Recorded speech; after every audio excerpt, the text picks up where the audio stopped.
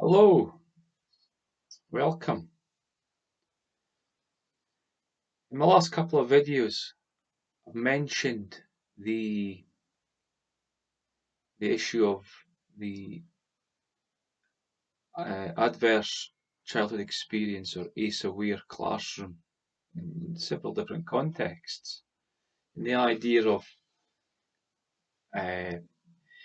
the technological nature of such an education, of such an ideology or psychological treatment on children, of inculcating them in a way of seeing their minds, dealing with their own minds and emotions and moods in a very mechanical, technological way, seeing their existence as merely their mind kind of doing things to them, and therefore they react by doing things back to the mind. As I've said, it's a very reductive and limited, and as my last video about Martin Heidegger indicated, it is this kind of way of seeing the mind is a very technological way of seeing the mind, and detracts from what we would call being, the natural way that a human being is in the world. They exist, they are. And to see oneself as some sort of product to be moulded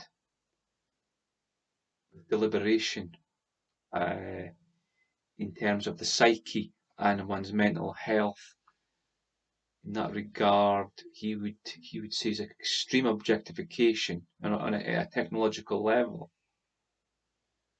And to get hooked into that way of thinking about oneself in a very limited model of mental health and of suffering and of human existence detracts from human being. And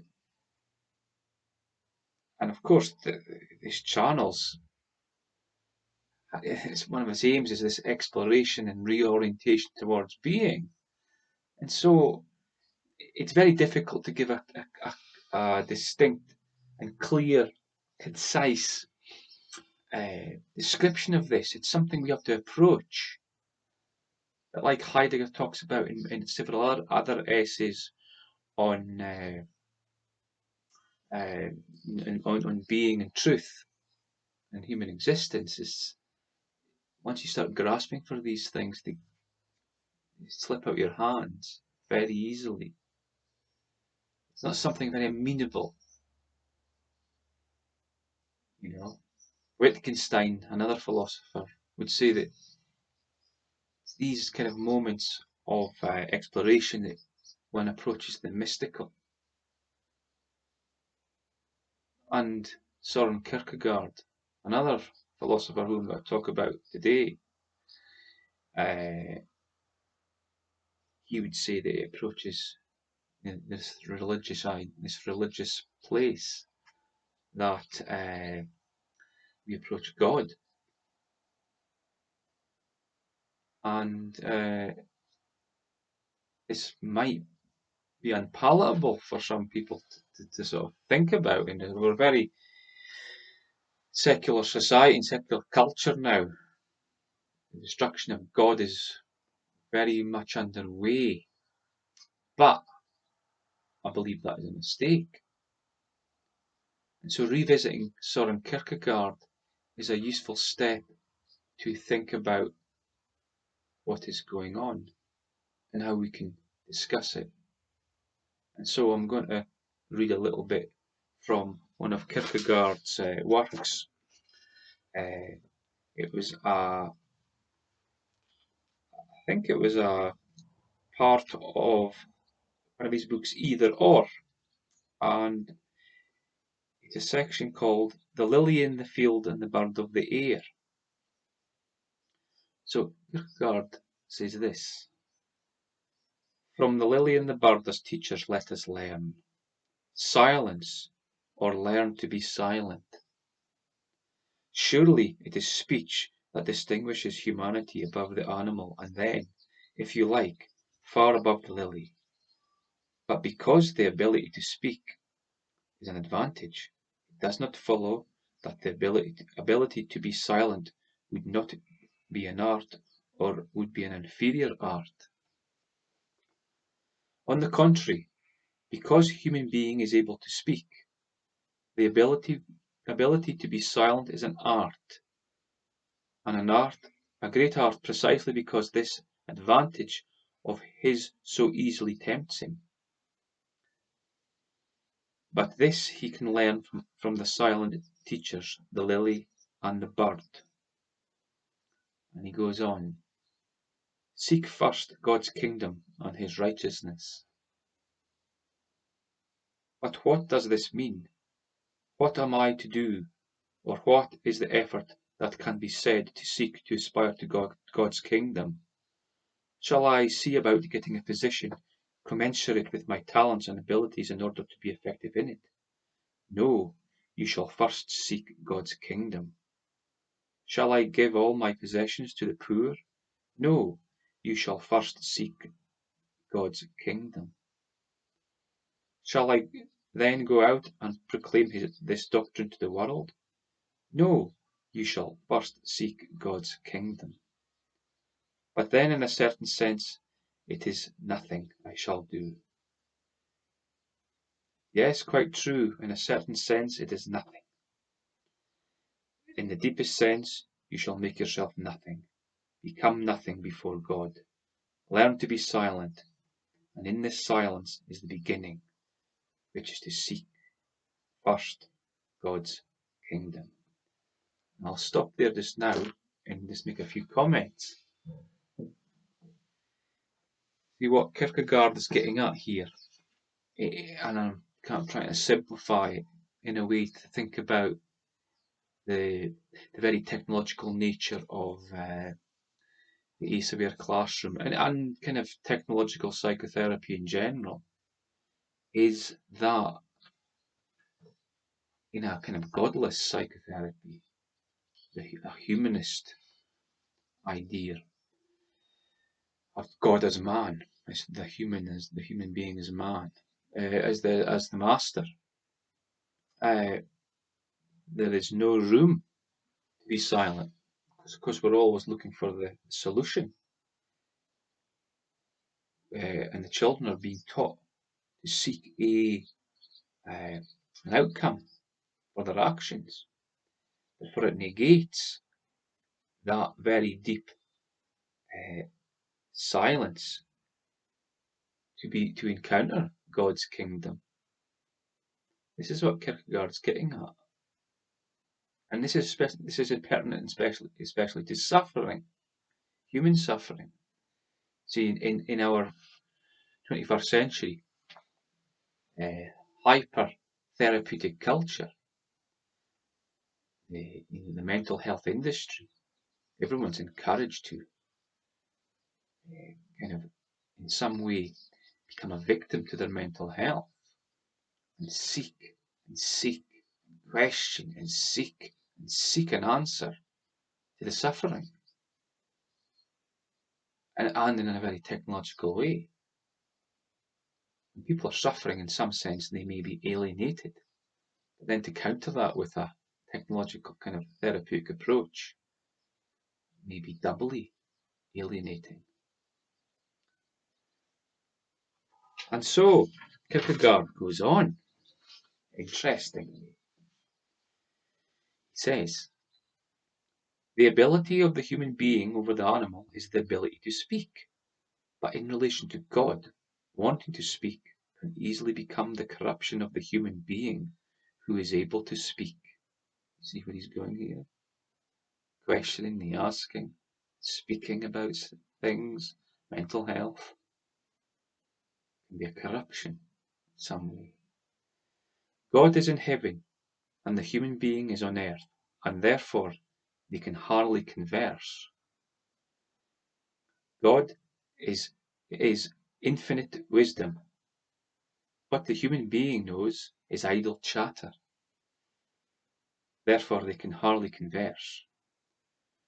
God is love, and the human being, as we say to a child, is a little ninny, even in regard to his own welfare. And therefore they can hardly converse. Only in much fear and trembling is a human being able to speak with God, in much fear and trembling.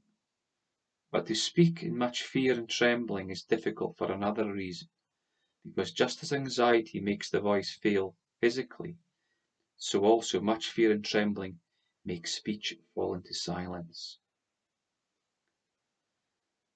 The one who prays aright knows this, and the one who did not pray aright perhaps learned this through prayer. There was something that lay very heavily on his mind, a matter that was very important to him. It was very urgent for him to make himself rightly understood by God.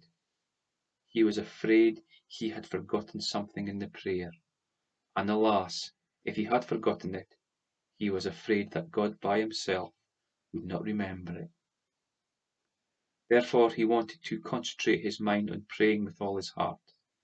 Then what happened to him if he did really pray with all his heart? Something amazing happened to him.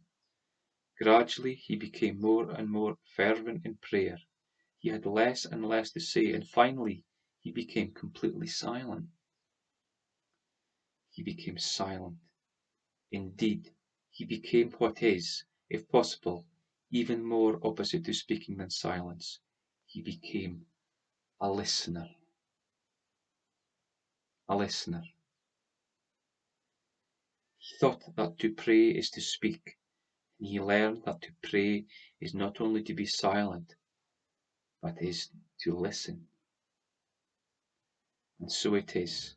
To pray is not to listen to oneself speak, but is to become silent, and to remain silent, to wait until one praying hears God. The one praying hears God, to be silent. This is pertinent to the idea of suffering in the mental health sphere. In a very technological world, when there's suffering, that the seduction to go searching for the cure, for the positive outcome, to ameliorate something, the mood, the emotion. One is essentially speaking, one is not listening. One misses that existential place where one listens and hears. So in the sense of school children being mass instructed into dealing with their emotions and moods and psyches and mental health in the classroom context, they're being guided away from becoming the listener. They're being taken away from this place. They're being instructed in a way of seeing their existence. It's merely a task at hand in a very technological manner. And this might seem unimportant, but it is a hugely important point. As the great Russian author Alexander Solzhenitsyn said in his warning to the West back in the mid-70s, when he'd been exiled from the Soviet Union. And in one of his addresses, I think it was to Harvard University, his views of the West and what was coming for it were bleak, and he believed that one of the big issues was that we had forgotten God. And I think Kierkegaard, what he's getting at here, would agree with him. This kind of forgetfulness of being. Forgetfulness of beings was something Heidegger talked about a lot as well. There is a forgetfulness. And if children are never exposed to different ways of thinking, they're taken away from their being, and they never become the chance to be the listener. And so it's a very, very important thing. This topic is not something that can be just rushed at and understood. How does one teach one to be the listener?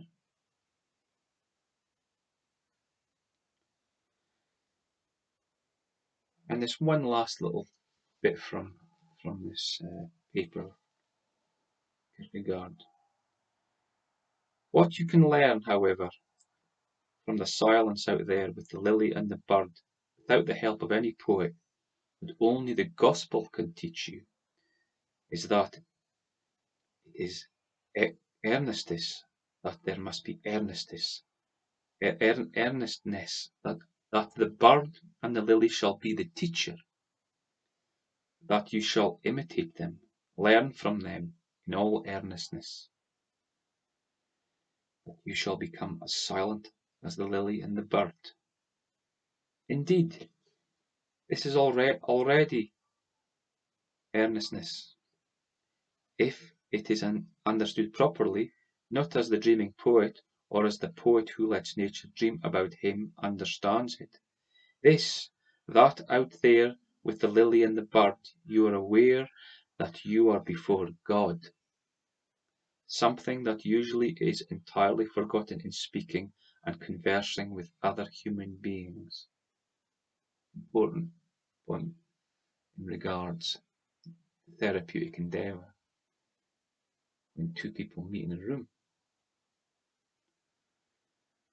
When just we two are speaking together, even more so when we are 10 or more, it is very easily forgotten that you and I, we two, or we 10, are before God. But the lily who is the teacher is profound. It does not become involved with you at all. It is silent.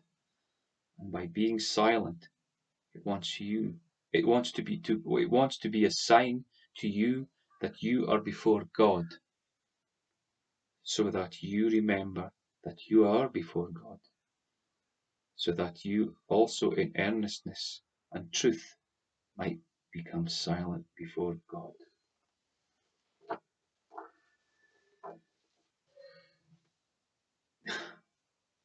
It's deeply profound stuff, and what can one add to that? It takes one to the limit of what can be said, perhaps, as Wittgenstein aptly wrote in Tractatus. But it's, as I said, in the therapeutic endeavour, faced with another person in suffering,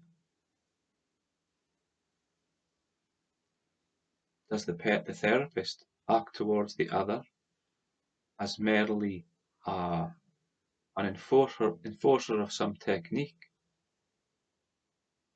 or is he a facilitator and attunement to help the person become a listener, to listen to this thing that is very difficult to talk about.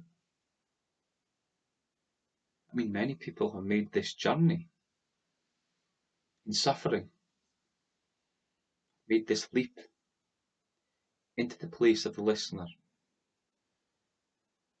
beyond technology, technical kind of endeavor, and got back in touch with being, as Heidegger would say.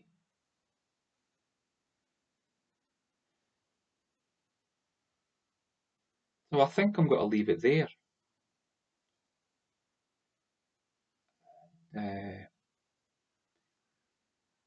I'll have to think about what I'll talk about next time, but I encourage you to maybe read up on Kierkegaard. He has a lot to offer in our highly technological culture and technological therapeutic culture and education of children in a very limited, ACE-aware world. Thank you. Take care of yourselves. See you next time. Bye.